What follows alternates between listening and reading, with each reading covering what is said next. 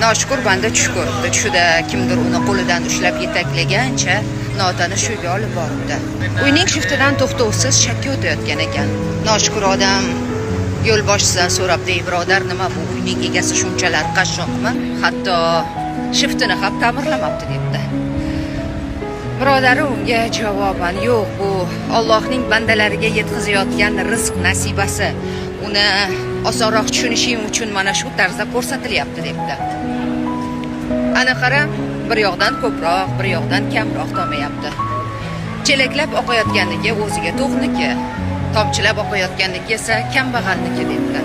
Shoshib qolgan noshukur banda hamrohidan so'rabdi: "Ey birodar, mening rizqim ham tushayotgan teshik bormi?" debdi. Hamrohi unga: "Ha, albatta" deb bir tomib, bir to'xtab suv tushayotgan teshikni ko'rsatibdi. Shunda g'azablanib ketgan noshukur banda: "Birodar, bu rizqni ko'paytirishning iloji yo'qmi?" debdi. "Bor albatta, buning uchun shukr qilishing kerak" debdi. Shunda noshukur banda: Yo'q, yaxshisi teshikni kattalashtirish kerak" debdi. Va yerdan cho'p olib teshikni kavlashga tushibdi. Bexosdan cho'p teshikka tiqilib sinibdi va oqayotgan bir tomchi suv ham